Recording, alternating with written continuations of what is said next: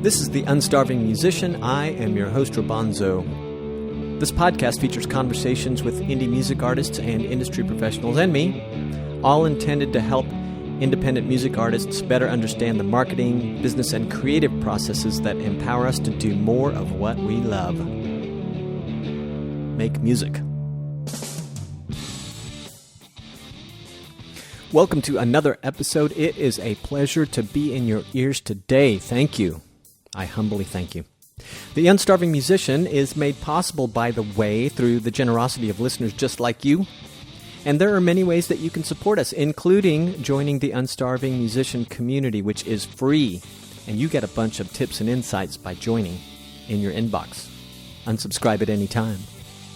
You can also visit our resources page for deals with Unstarving Musician affiliate partners, including Amazon, Bandzoogle, and many more.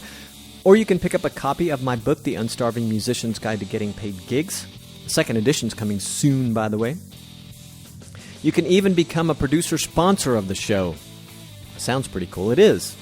It's super cool. It's the ultimate way to support us. But all these ways are great. So to learn more about the many ways of offering your support, please visit our sponsor page at unstarvingmusician.com/crowdsponsor. So my guest is Dave Cool of Bandzoogle. And yes, Dave Cool is his real name. He's the Director of Artist and Industry Outreach, among other things, I think, at Bandzoogle. We spoke back in episode 142, which was recorded on March 20th of 2020, at the outset of this pandemic we're still in. As I'm recording this, it's December 1st of 2020. This year is almost gone and over. I'm trying not to wish it by too fast, but I do look forward to non-pandemic-y days. So Dave and I, we discuss our current and relative pandemic situations at the outset of our conversation, but we also talk about CD Baby and Bandzoogle. They have a new partnership, a newish partnership, which includes CD Baby distribution with Bandzoogle. That's pretty cool. We also talk about the ways musicians around the world are adapting to the change driven by the pandemic, what the data says about fan support. We also talk about naming your price and setting minimum price for your music on the Bandzoogle platform, or any platform for that matter, why we're fans of it. And the output of the Bandzoogle blog, which is amazing. This year they've just really been pumping out tons of great articles. You should check out the Bandzoogle blog, which of course is at bandzoogle.com and probably /blog, but you'll see the blog there when you go to the website. We discuss Bandzoogle features, including the EPK component, free review of your website, etc. And lastly, keeping live streams alive. Live streaming alive. Sounds redundant. It's not, I don't think. Typically, I'd say there's much more, but that's about 90% of our conversation. It's a great conversation, too. By the way, I'm a humble and honored affiliate of Bandzoogle, which means I make a wee bit of money if you purchase a plan using the promo code Rabanzo, which you'll hear more about at the end of this episode, or you can read about it in the post related to this episode. But it's just a little full disclosure and a heartfelt thank you if you do buy with that promo code. It helps support what I do here with the podcast and my music. Speaking of my music, my new song is set for official release on January 8th of this coming year, 2021. And you can hear a sample and even download it for free at rabanzo.com. If you want to follow the saga of my release, it'll be my first ever, so this is great. Thanks to all of those who've been helping me with your experience and expertise. And you can become part of the collective of supporters. Just follow me at Rabanzo Drummer on socials. Okay, here is me and Dave Cool. Awesome. Well, I'm glad. Well, happy to speak again. Yeah, I'm how glad you you're been? doing well. I'm good, busy. Bandzoogle's been going great. Well, I'm sure we'll get into that a little bit. But are we? Is it? This is not part of the. This is it, man. Is it? You remember how I roll? It's all cash.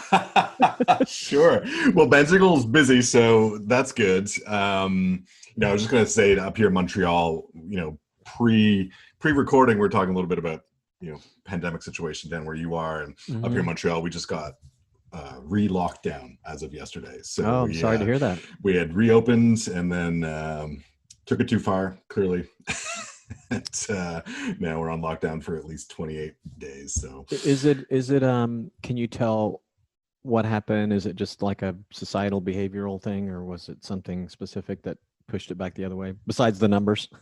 yeah, the numbers got really bad really quickly, and it depends who you ask. If you ask the government or Yeah. ask other people, but there are different theories on that. But the numbers are the numbers, and we're rapidly approaching a similar spike as earlier this year. So things have shut down again.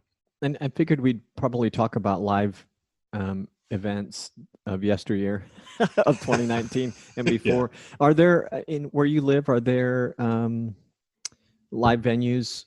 That we're trying to or looking forward to reopening. Uh, some of them had literally just opened. And so there was the Pop Montreal Music Festival, which has been going for many, many years and is one of the most well respected in terms of like the curation of like up and coming bands. They had a scaled down, partially virtual, partially in venue festival that happened last week, and things got shut down yesterday. So they got in just before the shutdown again. But most venues were not reopened, and a handful that did are now shut down again. So it's tough. It's tough for that whole bar, club, venue industry. Yeah. Obviously, there was some glimmer of hope, but now we're seeing that there will likely be several of these kind of ups and downs before we finally get out of this.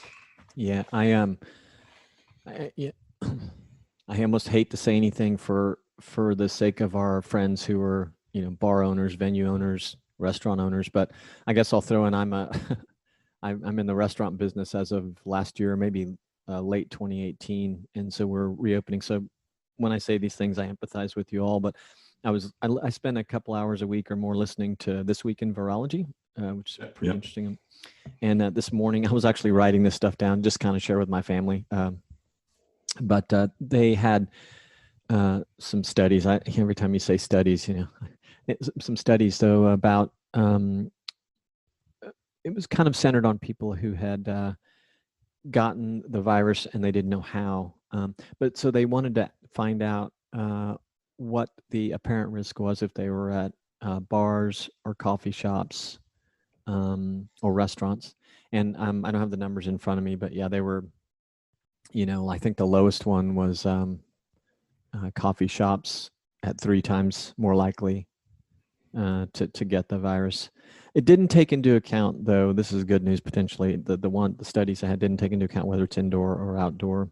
So I know this isn't a virology podcast, but gosh, it's really affecting us all. It's and really musicians. affecting us all. And up in Montreal, well, in Canada, northern, I should say, northeast especially, Yeah. We're about to hit a very long winter. Like, so there's no outdoor anything.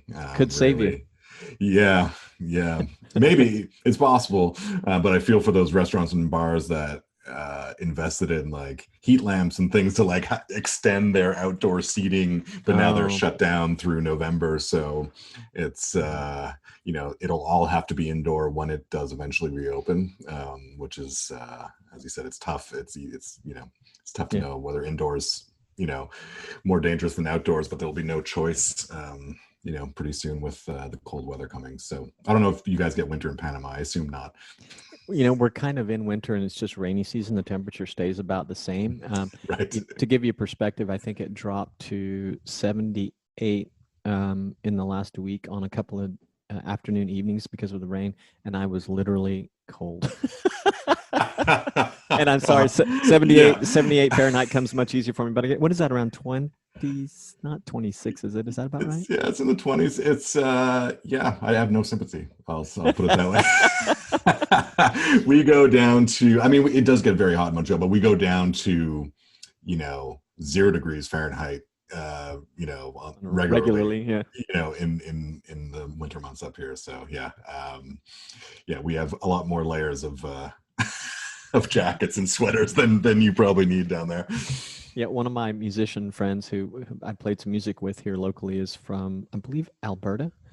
And I just kind of wondering, based on how things happened for us here in Panama, if they contemplated or not contemplated, I didn't think they would be returning to Canada, but I just asked if they had thought about it. Boy, it would be nice to be there now. But he kind of laughed and said, "Look, this being stuck, away from people is most of the months of the year in that part of Canada because it's so cold most Yeah. of the year." So he kind of laughed when he was telling me. So he's like, "No, this is fine for me." So Yeah. We're kind of used to it yeah, in a way. Yeah. yeah, yeah. So okay, I do have questions for you that are a little more centered on the whole It's unstarving all musician good. thing. It's on all our minds. It's daily, I daily know. stress. So I wanted to ask you about Christine Brackenhoff. Is Hmm. that right? Did I say her name right? Rock, paper, scissors. Yes. The music and tech PR people. How long have you been working with her? How's it been going? What kind of things does she do for you? And I ask obviously because, well, musicians often seek PR for various reasons. So Yeah. That's interesting. I'll get to that right away. Like actually Rock Paper Scissors actually stopped doing PR directly for musicians okay, this year. Now they're just focused on music tech companies. And so I have known Dimitri, the founder of Rock Paper Scissors, for close to 10 years, almost the entire time I've been at Bandzoogle. We met at probably the Folk Alliance conference because he was very active in the world music space, doing PR for world music artists, hmm, and then pivoted to also doing music tech PR. And, we wanted to hire him and RPS for the longest time. However, they were CD Baby's publicist, and CD Baby for the longest time had a competitive website platform to Bandzoogle called Host Baby. do they And still have that? so no, August last year, so CD Baby has and I'll get back to your original question. CD Baby has this annual DIY musician conference. It didn't happen this year, unfortunately, because of the Yeah, yeah. pandemic, but last August, and I flew down to Austin to be there for an announcement and something that we had been working on, and I'd personally been working on for close to a year, arguably many years of having a relationship with the folks over there at CD Baby. But they decided to get out of the web platform space. It wasn't core to what they do. They're a digital distributor. They're heavily involved in licensing, and they wanted to focus on those things. And so we got to talking, and August of last year at their conference, they announced that they were going to migrate. Oh, that Bandzoogle was going to migrate all the Host Baby users to our platform, and CD Baby and Bandzoogle were going to partner. And I say finally partner because it's been, there's not many music tech companies that have been around for as long as Bandzoogle and CD Baby have. CD Baby longer, Yeah. but so so many positive things have come out of that. Host Baby members are now on Bandzoogle, which we had the luxury of focus, so all we were focused on was our website platform, and so we had a lot more features and a lot more direct to fan commerce tools, more templates, and mobile friendliness, all that stuff. And so Host Baby's now, those users are now on Bandzoogle. Our members at Bandzoogle get access to CD Baby distribution. And so Nice. there's a lot of great, synergies, I guess. Kind of hate that word, but there is a lot of synergy between the two companies, and we complement each other well because they're really good at things that we don't want to do or get into, and we're good at the things that they wanted to no longer be involved with. And so it's been great. Like I've always admired the DIY musician blog, like Chris Robley and Kevin over there. They're Hmm. doing an amazing job. And running the Bandzoogle blog for 9 years, I always saw the CD Baby blog as kind of like the gold standard of musician advice. And to finally get to work with those guys, after knowing them for years, seeing them at conferences, and it's always been very friendly, kind of a Hmm. friendly rivalry between the two companies. And so it's nice to finally work together. And I got to get an author byline on their blog finally after all these years recently, which was kind of fun. But getting back to your question, one of the other nice side benefits of this partnership is we could finally hire Rock Paper Scissors after all these years of knowing Yeah. Dimitri and his team. And so we just hired them. I guess it would have been in August. help us out, just get some of the stories out about Bandzoogle and our members, and some of the features that we're adding to the platform. And working with Christine has been amazing. She's great, super well organized, super pro. It's like having another amazing person on your team who's working with you on the communication side. So it's been great, and it's been great to finally work with Dimitri again, who I've known for many years. So unfortunately, they don't do artist PR anymore. They were very involved in the world music space for many years, but no longer. I think they're just focused on music tech. But for any music tech companies out there who are looking for a publicist, would definitely highly recommend looking into rock paper scissors. That's cool. Inside, I was laughing a little bit, like, wow, music tech. I'm like, well, it's probably doing okay. There's probably some money there. And then I was like, well, there was clearly limited money in representing artists, I guess, at the time, maybe. But I know they had a wide focus, and they maybe just narrowed it down. It may have nothing to do with there's no money in the artist representation space. My guess is it's a bit more lucrative to focus where they are, or let go of that focus. It's possible. I think also in their announcement they mentioned the fact that so much of the PR was focused on our artist touring, and so with the shutdown of touring, like they're like, you know what, for years, like we've gradually shifted their focus to music tech.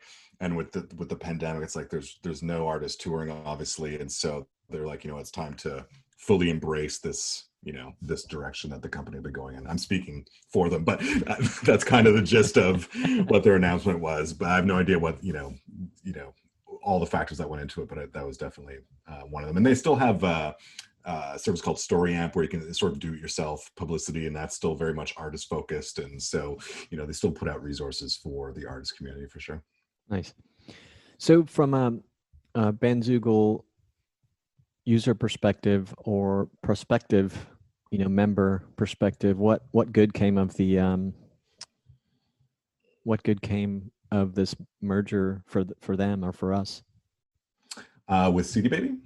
Yeah, with you guys joining forces and you bringing on these new user members that came from CD Baby, and just all the new things that you have arms for now.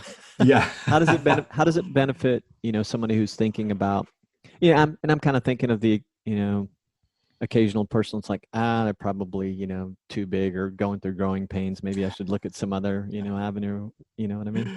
So yeah. What do you think the benefits are? The primary one, for our current member, like the actual migration of the host baby members obviously wasn't of any benefit to our current members. I mean, it was just additional members, and we hired, more support team to accommodate, and, everything was completed with the migration back in February, and, things have been great. And, the biggest benefit, the most tangible immediate benefit for current and prospective Bandzoogle members is that they now get CD Baby distribution included with Bandzoogle membership. So there's a submission fee for CD Baby for singles and albums, and so they've been very generous. Like we do offer some coupons for current and new Bandzoogle members. So to encourage them to use CD Baby, they have these coupons that waive the submission fees for the album and singles, which is incredible added value for no extra cost, obviously. So that's the biggest and most immediate. There's other things we're working on the technology side that will make things easier for the two platforms to communicate and use each other's tools. But I'd say one thing that I've been really excited about, and we've already done a bunch of it, is just pooling our educational resources. Obviously, I've been running the Bandzoogle blog for 9 years, and I'm slowly, handing that over to our communications manager, Melanie Keeley, who's amazing. And I'm less involved in the day-to-day, but it's been great this past year to work with the CD Baby folks like Chris Robley and Kevin Bruner, and work on guest articles, and we're finally able to share their content with our users because it's not a competitor. And so, being able to give our members access and let them know about some of the great things that CD Baby are doing on the education front, and vice versa. They're going to be giving a webinar for our members later this month on their show.co marketing tools. Oh, okay. So there's a lot of stuff like that planned. I'll be doing a guest article for their blog coming up later this month as well. So I'd say obviously the built-in distribution is huge added value for current and prospective members, and just, you know, all the stuff we're doing on our blog and through our email communications and social media, just sharing all of these great educational resources between the two companies. And that's another thing that we shared in common, not only like that musician first attitude for the company and philosophy, but just the emphasis on educating artists about the industry and how to advance their careers. That's something that they've always done and something that Bandzoogle's always done. And so now we're able to finally, you know, pool those resources and do it together in some ways and shine a light on what each other is doing. So it's been super positive. It's been, you know, in my mind, many years in in the making. You know, when I started talking to those folks, I told them, you know, you should check your customer database, because I'm probably a customer of CD Baby from year 1 or 2. Like I used to order CDs from CD Baby every month of like just indie artists, you know, 22, 23 years ago, whatever it was, or 25 years ago. And became a real like CD Baby evangelist, and like, you know, this is the wave of the future, like DIY and distribute your own music, take control of your career. And their founder, Derek Sivers, was in a documentary film I made, and got to know him. And, you know, but I was always a CD Baby evangelist, but a Bandzoogle evangelist long before I ever worked for Bandzoogle, because they were founded in my hometown of Montreal. And I knew the founders' band, who were the big rock band in our scene. So my band would be like, oh, they're like the, you know, that's where we want to get to. And so when he founded Bandzoogle, I mean, I was a customer, I think in year 1 or 2, for my record label and for my movie. I used Bandzoogle. So I always promoted those two platforms. And then when I joined Bandzoogle and joined their team, I quickly realized, oh, we can't, you know, I can't talk about CD Baby anymore because they have a competitive website platform, you know? So, and so then being on the road for Bandzoogle at conferences, would see the CD Baby team and you know, keep in touch. And then finally, after all these years, just worked out that they made a strategic decision for their business to get out of the web platform business, to focus really on what their core services are. And you know, it just worked out really well for the two companies to finally work together. So it was an exciting year. And then we were just about to, you know, launch into our new roadmap of all these new features and tools. And then the pandemic hit, and we had to, like the artist community, we had to pivot big time and change directions. Not necessarily, it wasn't negative in terms of what we released. We released some really awesome new features and functionality. It just wasn't in the plans necessarily to do it at that particular moment in time. But it's been a busy, hectic, stressful, but also inspiring year in some ways. It's been really interesting. Cool. Well, I mean, clearly some good came of it for the company, and it being the pandemic, and you guys did a lot of good stuff to help artists. And I know, I guess Stacey Bedford, your CEO, when I talked to her for my biz podcast, that she, you know, all this stuff was brewing maybe, and I'm trying to remember the timeline, but she, you know, we were already in the pandemic, and she was very upbeat about the adjustments that Bandzoogle had made. So that's really nice. I'm happy for you guys that has happened. When I talked to Christine, back to PR Christine, one of the things that she said we could talk about, I don't believe she knew that we had spoken before when she first contacted me. No. So she said he said he could talk about the ways musicians around the world have been adapting to cancellations of live events, which we may have talked about. Well, no, you and I wouldn't have been able to talk about it, but is that something that you talk about a lot?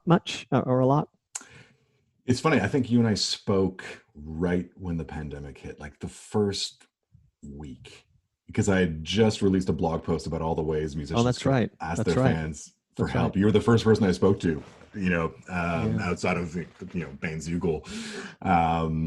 And yeah, I mean, it is funny sometimes with the publicist. It's I probably have to do a better job. Being like, oh yeah, I know that person, or I've spoken to that person. It was all good. I mean, I can Yeah. understand how it would happen. You know.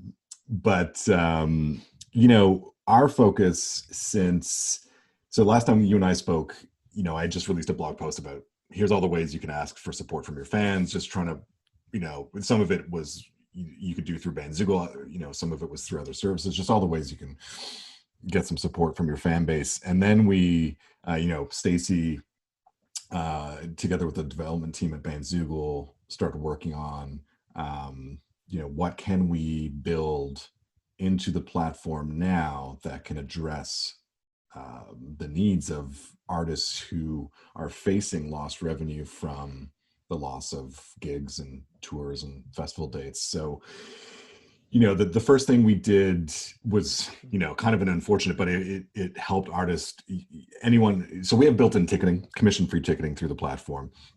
And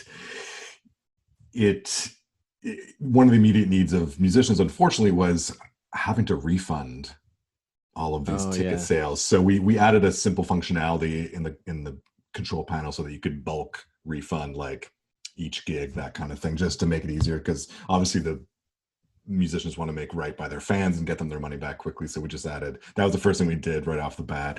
But then we had that ticketing functionality, the ability to sell tickets commission free to shows. And so we added the ability to then add your live stream link and a password if needed. So if it's like a Zoom private Zoom thing. So we added that functionality to the ticketing platform, and we opened up ticketing. It's normally a pro plan. So we have 3 plans, and it's normally the pro level, $20 a month where you get the ticketing, but we open it up to all the plans so that every Bandzoogle member can access that feature and access the new live streaming functionality. And it's been amazing. Like, we're about to release an infographic that shows all the revenue generated by Bandzoogle members since mid-March, and it breaks down all the different revenue streams. And this is all through our member websites. But with live stream tickets, I mean, just under $200,000 in live stream ticket sales from over 1,300 virtual events since April, which is pretty good. I mean, we were encouraged by those numbers, that fans are buying tickets to see live streams. Like, obviously the most common thing you're seeing if you're on any social media platform is someone's going live and someone else is going live. And, there's a lot of Instagram and Facebook and YouTube live streams, but some of our members have sold tickets to these events and generated some revenue that way. So that's been great. And then we added, at the time, it was just a very simple tip jar feature. So you could commission free fans could leave a tip with credit card or PayPal, and you could add an image and some text. And we've now since added video integrations: Twitch, Crowdcast, Vimeo, YouTube, and Facebook. So you can actually embed your live stream right in the tip jar. But that's recent, only the last couple of weeks. But wow, since the tip jar launched, again, just under $200,000 in donations from fans to Bandzoogle members. And the most striking statistic from that is that the average tip was $42.12. That's amazing. I have a friend who's been on the podcast a couple times. I brought him back on after the pandemic began, and I wanted to talk to him about doing the live streams, and particularly because I wanted people to hear his experience, what his experience has been with online, tipping or online support. And one thing he said to me was, this guy's been playing for, I don't know, more than 20 years. And he said, one thing I could kick myself for is not having that set up before this happened. Because, I mean, just in the initial weeks of his doing a twice a week live stream, he was making as good or better at shows. And he was doing pretty well. I mean, these guys can always make more at their live shows, but he was doing pretty well. So I wanted people to hear that. So it's very exciting that you guys, are integrating that and all these other things as much as you can into the site. I think it's just another reason why, and this particular guy, by the way, he's not a minority necessarily, but He uses Facebook. Does not have an artist website. Does not use email marketing. Yeah. And there are different reasons why people don't. But I think that all these things that you're talking about give such good reason for people to consider it. I myself, I was going to tell you, I have sneak previewed a song on my website on Bandzoogle, and I put a name your price on it, but that wasn't it's supposed to be a sneak preview, but I thought I'm Yeah. just going to put that on there. I already made some sales from it, so that's Nice. really cool. Yeah, when we looked at this data, we're like, it reinforces that idea that if you never know, unless you put it out there, you never know what fans, Yeah. how generous they're going to be. And you just have to ask or leave the option for them, like the pay what you want model. I love that because you can also set a minimum price, but I've done it as a fan a bunch of times where when given the option, whether it's through a Bandzoogle member site or through Bandcamp, which also has that functionality, I'll give $10 for one song. Be like, this song is great. That's exactly what happened to me. So. Exactly. It's like, hey, it's just kind of a nice, but if you set the price and keep it at $1, then you're going to get $1. Mm-hmm. So you never know. And so with this pandemic, it's obviously fans understand, that musicians are hurting from this. And one of the most inspiring stories to come out of these tools and from Bandzoogle members is this band Enter the Haggis, who have been Love that. Yeah, they've been around for a while. They've been longtime Bandzoogle members, always like really on top of the whole direct to fan thing. Like they've done some really creative things with their fans, with merch and taking their fans on tour to Ireland. Like it's, they do some really fun things. And they all live in different cities around North America, and they had just finished their album and were about to embark on the tour for that album in March. And so things shut down, all their festival dates canceled, all their gigs canceled. And so they decided to start doing these Throwback Thursday listening parties because they have an extensive discography. So every 2 weeks on a Thursday night, they started, I think, in chronological order from their first album going forward from there. Not only would they listen to the record with their fans, they pre-recorded interviews with the band members talking about the songwriting process for the songs on that album, like really a deep dive into each one of their albums. And they would drive fans to their website, powered by Bandzoogle, to a page that had the tip jar, the donation button, and their store. So the fans could buy that album or other merch and albums. And they generated over $15,000 in donations It's amazing. and music sales from these listening parties. I mean, that's an album. Yeah, exactly. So, it's simple link. They just, drive fans to where they can give money and also shop at the same time. So that's why, like, people like your friend who only use Facebook, it's great. You're reaching your fans. You can put like a PayPal link or whatever, and that works. And yeah. As any way that artists can generate some revenue during this time is great. The nice thing about bringing fans away from that noisy environment of Facebook is that you can bring them onto that place that you control, and you can sell merch, you can collect their email address and then reach out to them later, that kind of thing. So Enter the Haggis has always been very savvy with that type of thing. So when I wasn't surprised that they figured out a way to do this creatively, but it ended up, of course, being such a great success story for That's them. great. And so it just goes, and that's one of, we saw in the data, like people leaving $1,000 donations, $500 donations. Amazing. Like it's amazing. You put the option there. Not everyone's going to leave a donation, and not everyone can. Like a lot of people are hurting, obviously, Sure. during the pandemic, but some people that can help will help if you give them the opportunity to. Yeah, totally. So on this is a question for myself, but I know other people will be interested. So when you make a sale on the website of whatever, and you collect an email address, which I assume kind of happens with any transaction like that on your Bandzoogle website, if you have one, in that process, is there an opt-in? Like, I've always been very careful about this because of my line of work, but very careful about email and opting in and permission-based email marketing. But in that process, is there a default opt-in so that I or artists can communicate with the person who bought a purchase, song or whatever? Yeah, so it's not default opted in. They do have to check the box. Okay. So, Easy enough. yeah, exactly. And so I'm not sure. I'm pretty sure it's probably not legal to do an automatic opt-in. I think you have to give the It, consumer the. yeah. Yeah. It's still an option on my email marketing platform, but it's highly discouraged. But Fair enough. it seems to, I think it's still an option though.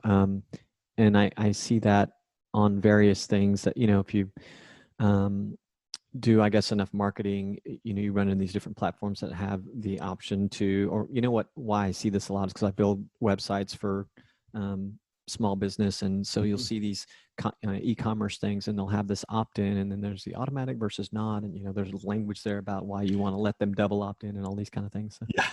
So. And I think it might even be country specific, and then you add GDPR on top of all Yeah, of that. I It know. gets it And gets messy.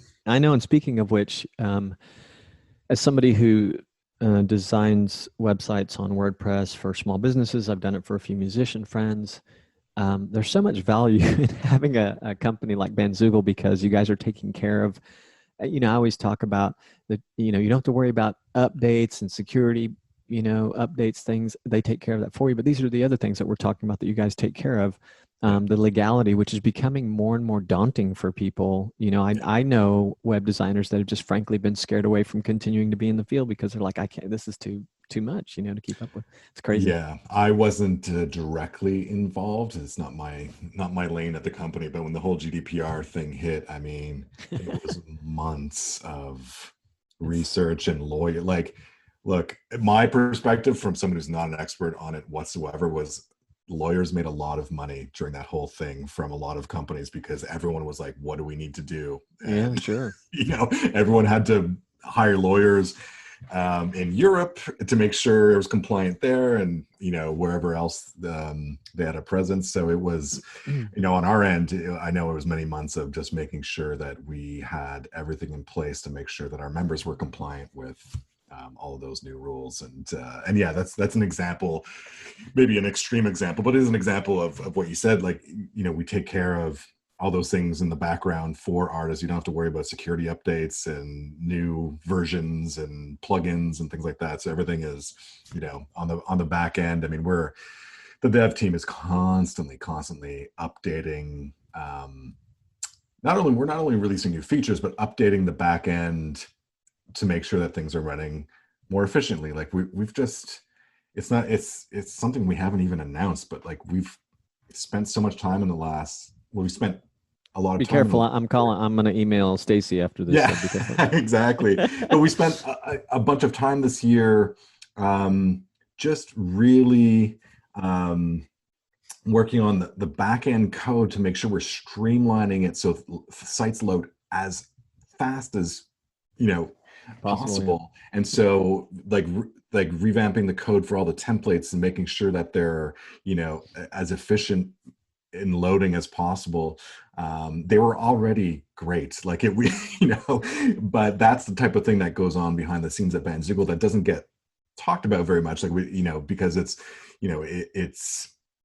it's sort of some of these under the hood changes, but it's constant. The developers are always looking to improve things on the back end and make sure everything's running as smoothly as it can, and trying to up the performance of everything from servers through user sites, That's through all awesome. the features. So yeah, it is a nice thing to, and I've spoken to designers over the years who are WordPress designers and love the flexibility of what that platform offers. And they would build, like yourself, build websites for small businesses on WordPress. But if they got an artist or a musician client, they'd say, I will brand your website using Bandzoogle, then give you the keys and you can talk to their support team going forward, because they'll take care of everything. Like they can design the branding for the artist, but they're like, they'll take care of you 7 days a week and I don't have to worry about it, kind of things. Man, We I get tell that you, a lot. it's worth it. It's worth it. Hey, here's another question for me. It's something um, that I was looking at your blog, by the way. It seems like it's grown exponentially since the last time I Mhm. looked at it. And I don't know how much that has to do with the new partnership that we talked about earlier, but um, right up at the top. was something I've always been a little curious about, which is the EPK. And my curiosity is simply why is it so important? Because for me, somebody who's not been involved in distributing music, that's coming in my life now, but like in all these years I've been playing, I've just been a gigging musician and haven't really thought about that stuff. Now granted, I it's for a long time I've had a web presence and try to be active on social and all this stuff, but what is so special about the EPK that musicians want to put some focus on that? And why can't we just have all our stuff, all our assets on the website, for people to use?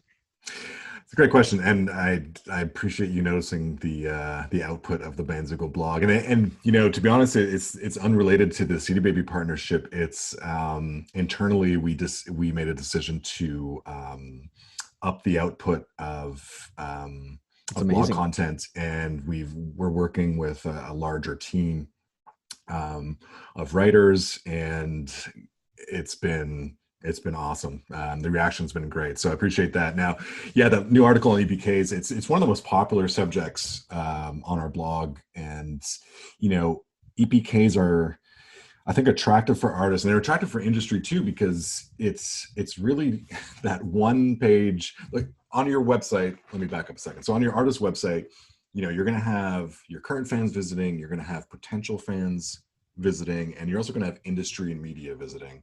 And so there's got to be content for all of those different audiences. And the EPK is really the industry and media page. Like that saves so much time. They can click on that one page. And there are obviously EPK specific platforms. For us, and I realize it sounds biased because we're a website platform. I'll just stop you and say it for you. You guys focus some attention on making it part of your platform. And so if there's EPK specific platforms, no biggie, because you guys clearly put some emphasis there.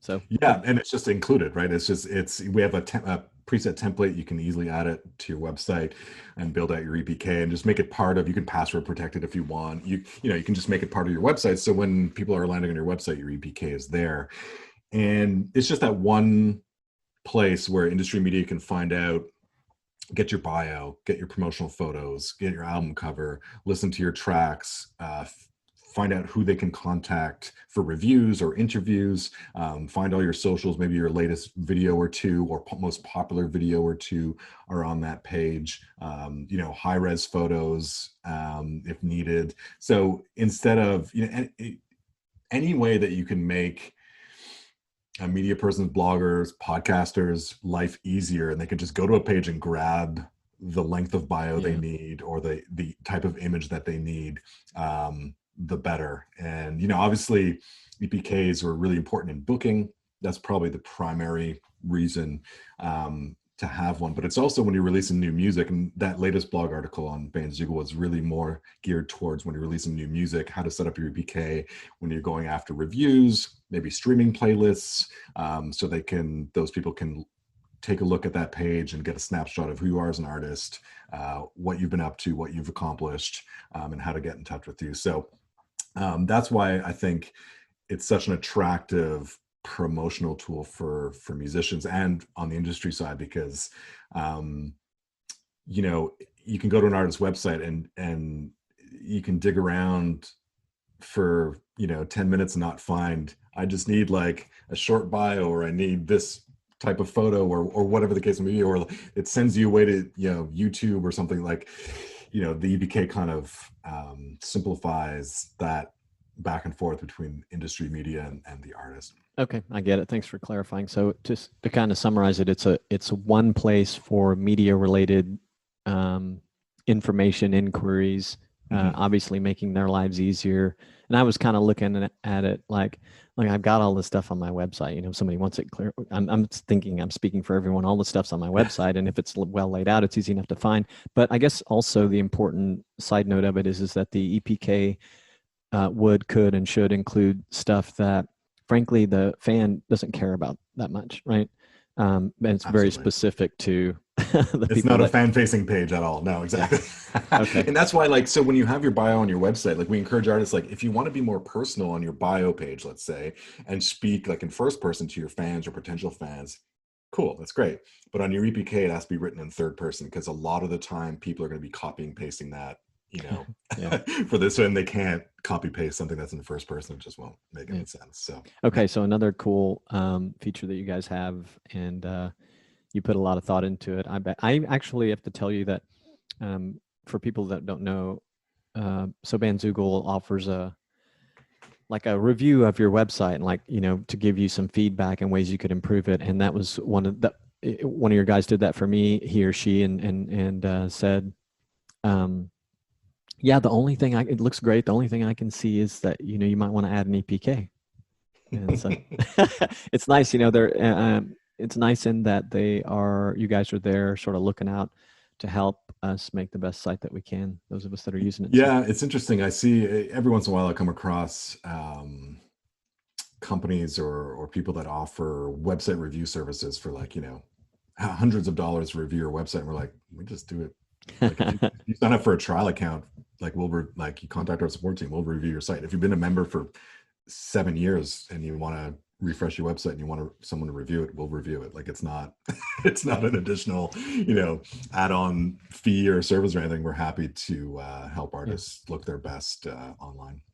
That's great. And it's a good point. Yeah, I get stuff in my inbox about webinars for reviewing your website, and those may be free, it may be free content, for people that attend the webinar, and a way to funnel in some prospective customers and align some people who might need some services. So all good, but yeah, it's nice that it's all there. That's fantastic.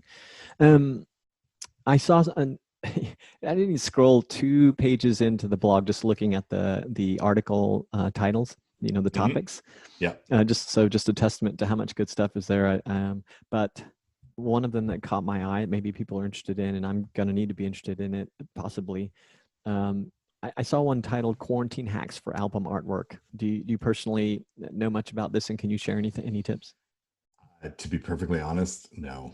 Okay. That was one of those that someone from the team did. I together with Melanie, our communications manager, we look over all the pitches from writers that we work with, and we'll go through them and approve the topics that we want to cover, and make sure that we're hitting some of the core things, but also more unique subjects like that one.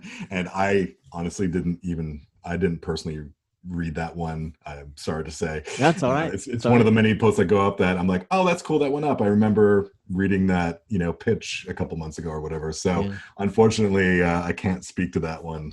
Well, be advised, listeners, it's there in case you're curious like I am. So I'll have to go back and read it. And the other one just was funny. I'm like, hey, I know this angle. It was I didn't write the title down, but something about 6 things that every independent musician needs to be successful. Because I contributed a piece to Forbes.com on that very thing. And I was pleased to see that, the information was somewhat similar, but slightly different too. So that was cool. I enjoyed looking at that. So. Yeah, that was, that went up earlier this week. Yeah, that's another one that I approved months ago, and saw it go up. And it's like, hey, that's great. That's good. Do you guys have some in-house writers and then some people that are contributing outside? That's cool. Absolutely, yeah. So we, Melanie, our communications manager, is probably our primary writer. I used to, my first 5 years at Bandzoogle, I was pretty much, I would write over 100 articles a year for the blog. I will once in a while contribute something, but not really. Melanie's really taken over for that. We have other people on our support team that contribute to all the website advice posts that get published to the blog are coming from internally. So everything website related, selling music related, things that are core to what Bandzoogle does, we handle all of that internally. And for a lot of the musician advice stuff, we have a team of freelancers that pitch us on ideas on a monthly basis, and we go through those and work with a team of writers to make sure that we're putting out a diverse amount of content of different subjects and things that could be of interest to musicians. Yeah, it's cool. It's a nice model to leverage too. Okay, I guess let me ask you one last thing, and I'll let you get to the rest of your day. What are your thoughts on, I think this is another topic I saw on your blog, but what are your, I'm sure you have thoughts on this one, by the way, whether you saw the article or not, but what are your thoughts on keeping live streams alive? And do you get any sense that artists and or fans are, experiencing a little live streaming burnout in any Yeah. regard? Yeah, that was by Joy Ike, who she's a singer-songwriter who I adore, and I adore her writing. She used to run a blog called Grassrootsy for many years that had incredible advice for musicians, and she was one of Bandzoogle's primary bloggers maybe 4 or 5 years ago. And then her touring schedule got so busy, she, it was for a good reason, she had to stop writing and she closed down her own blog. But with the pandemic, obviously, she's off the road, and we got to talking. So she's back on contributor to Bandzoogle blog. So I'm thrilled about that. And that was her first piece coming back, which I did read because I edited it because I wanted to work directly with her. But, I think she has a point. I think that already, fans and even artists are experiencing a little bit of live stream burnout. There were some days where that red notification on Facebook was just like, this person's live. It's like, I can't watch 4 live streams at once. And it got a bit saturated. Now, obviously, that whole business of live streaming is saturated. There's so many different platforms now that have gotten into the space, or who were in the space, but are, obviously a little bit more visible now. Yeah. And I think that her advice in that article was very pertinent, just making it more unique and making it engaging. So you're really involving your fans to make it a special and unique experience, not just hitting live, playing your songs, turning off your phone kind of thing. Like, you really gotta make it more engaging. She mentioned, like, when she does a merch giveaway on a live stream, her sales through her merch store always go up, because the mere mention of the fact that she has merch for sale or that she has merch by giving it away drives fans to check out what merch she has, and her sales go up. So just things like that, like, to hear from artists on the ground. That's one thing we always try to do on our blog is have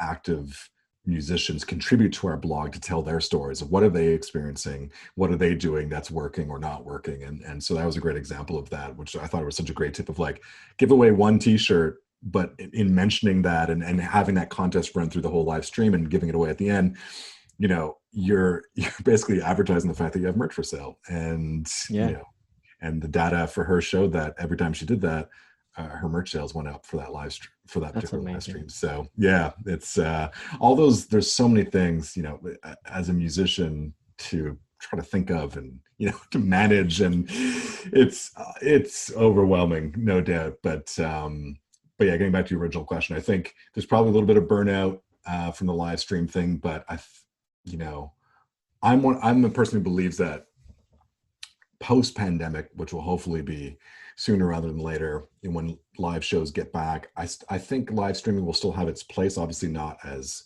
big of a place, but I think it's shown to not only fans but to artists. Like you were mentioning your friend earlier, like the amount of money he made is like almost as good as if you played a gig. And I think what artists are realizing is that, I can reach fans all around the world with these live streams. So it's been a necessity, obviously. And most of them will obviously go back to pounding the pavement, going on tour, playing festivals, which are all great things. But I think, and I hope, that artists will sprinkle in a live stream every month or every couple of months for all those fans that they can't reach around the world, or who would prefer to stay at home. Maybe they have kids and can't go out late anymore, and all those kind of considerations. I think live streaming definitely has its place. So I think things will probably settle down a bit post pandemic, but for now it's obviously a balance, and kind of got to gauge the engagement of your live streams to see, like, maybe you should pull back, or maybe try a different format to see if you get more engagement from your audience. Yeah, that's a great tip, and I think mine to add to it is just have fun doing it, or take a break. And I also agree with you about that live streaming will have its place, and I suspect it will have a place that is just different than it is today. So it'll still be pretty big. And I say that because I've seen artists, and I think of Lenny Kravitz, and I know he's a he's an extreme, but he's been extremely creative in what he's done, and I think other artists have done that as well. So it's almost like it has become an extension of the art form that I think a lot of artists hadn't been using. Maybe they didn't need to, but they're finding some joy, hopefully, in that, and largely, of course, in keeping touch with their fans through the process. Absolutely. Exactly. Totally agree. Yeah. Dude, it was great talking with you again. I appreciate you making the time for me. Mr. Robanzo, always good to talk to you. Glad everything is relatively well done where you are, and look forward to speaking again hopefully soon. All right, man. It's going to happen. We'll talk to you again. Cheers. This episode was powered by Bandzoogle, the easiest all-in-one professional website platform for musicians and bands. Two things that will help ensure you're in control of your music business and your fan-based community are a website and an email list. Bandzoogle can help you do both. Plus, a solid website makes you look legitimate. Serious musicians, singers, songwriters, composers, and performers know this to be true. If you don't yet have your own website, check out Bandzoogle. It was created by musicians for musicians. I use it and I love it. It's as easy to use gets, and you don't have to worry about plugin updates and security patches. Bandzoogle takes care of all that for you. The features and support are both incredible. See for yourself. Go to bandzoogle.com to start a 30-day free trial and use the promo code ROBONZO to get 15% off your first year. Plans start at just $8.29 a month. That's bandzoogle.com, promo code ROBONZO, ROBONZO, to start your free trial today. This episode was powered by ConvertKit. I have been a ConvertKit user since early 2016, and I really love it for the email marketing aspects of what I do. It's more than just an email marketing company, though. They are focused on landing pages, too, giving beginner creators everything they need to start building their email lists. Their new free plan allows creators to make unlimited landing pages and forms, and you can choose from multiple templates, personalize them with design, include an incentive email, create a thank you page, manage all your subscribers, and of course send broadcast emails. The support is great, and that is important to me. To learn how ConvertKit can help you connect with your audience so that you can make a living doing work you love, go to unstarvingmusician.com/convert or the show notes for this episode. Did you know you can help other independent artists find this podcast by subscribing on Apple Podcast or wherever you are listening to your podcast these days? It really does help, so I hope you will consider it. And if you have feedback, please go to unstarvingmusician.com to get all my contact info. You can text me, call me, email me, leave a voice message right there on that page. Just go down to the bottom of the page and you'll find everything you need to know. I really would love to hear any of your comments, suggestions, questions, whatever you've got. And you can find links to just about everything talked about in this episode at unstarvingmusician.com/podcast. All right, I'm peacing out. Thank you for listening and sharing with your musician friends and fellow indie music bands. Peace, gratitude, and a whole lot of love.